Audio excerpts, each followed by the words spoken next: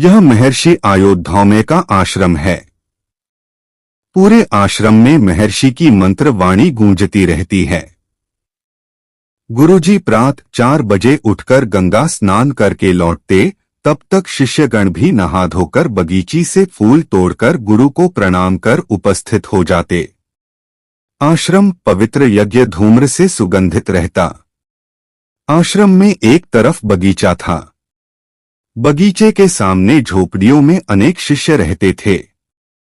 गुरु के शिष्यों में 3 शिष्य बहुत प्रसिद्ध हुए। वे परम गुरु भक्त थे। उनमें बालक आरुणि भी एक था। एक दिन की बात है, सायंकाल अचानक बादलों की गर्जना सुनाई देने लगी।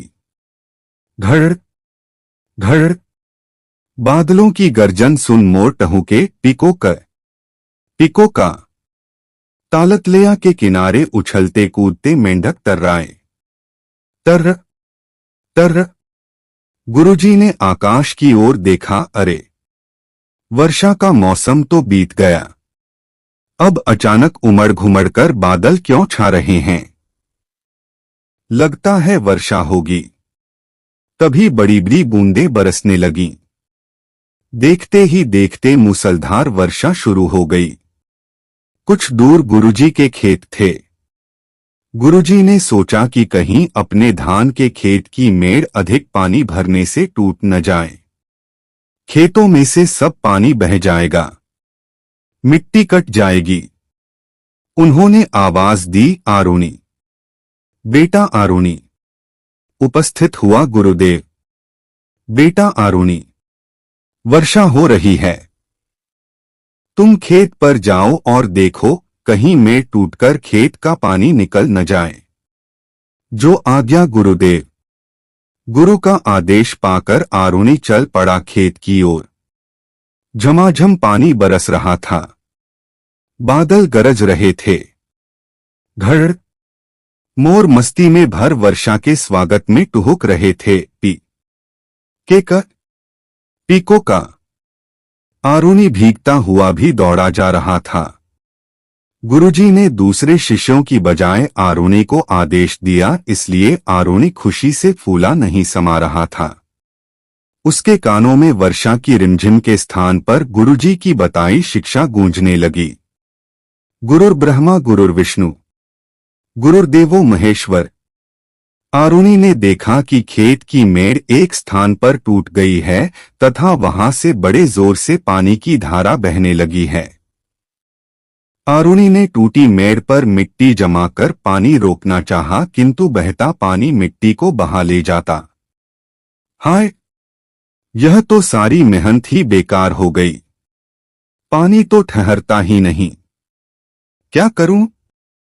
मैं खुद ही क्यों नहीं टूटी मेड़ के स्थान पर सो जाऊं? हाँ, यही ठीक रहेगा। और आरुणि सचमुच टूटी मेड़ के स्थान पर सो गया। पानी का बहाव थम गया। रात पड़ गई। चारों ओर अंधकार ही अंधकार। बादलों की गर्जना। घड़ घड़। गीदड़ों की हुआ। झमाझम बरसता पानी। कलकल बहती धाराएं। सर्द हवाएं। आरुणि का शरीर सर्दी से अकड़ने लगा, किंतु उसे तो एक ही धुन, गुरु की आज्ञा का पालन। बहता हुआ पानी कलकल करता मानो आरुणि को कहने लगा, मैं वर्षा का बहता पानी, मेरी चाल बड़ी तूफानी। उठ आरुणि, अपने घर जा। रास्ता दे दे, हट जा।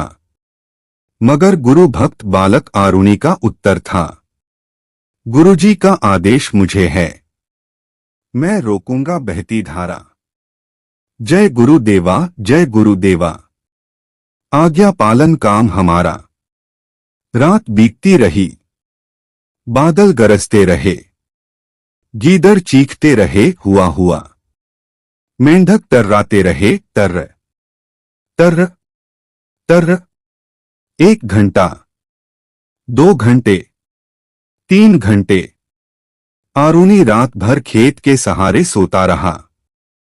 सर्दी में शरीर सुन्न पड़ गया। गुरुदेव के खेत से पानी बहने न पाए, इस विचार से वह न तो तनिक भी हिला और न ही उसने करवट बदली। शरीर भयंकर पीड़ा होते रहने पर भी सचमुच गुरु का स्मरण करते हुए पड़ रहा। चिड़िया चहकने लगी। मुर्गे ने सुबह होने की सूचना दी। कुकड़ू कू। गुरुजी नहा धोकर लौटे। सभी शिष्यगण सदैव की तरह गुरुजी को प्रणाम करने पहुंचा। गुरुदेव प्रणाम। प्रसन्न रहो उपमन्यु। गुरुदेव प्रणाम। प्रसन्न रहो बेटा वेद। गुरु ने देखा कि आज आरुणि प्रणाम करने नहीं आया।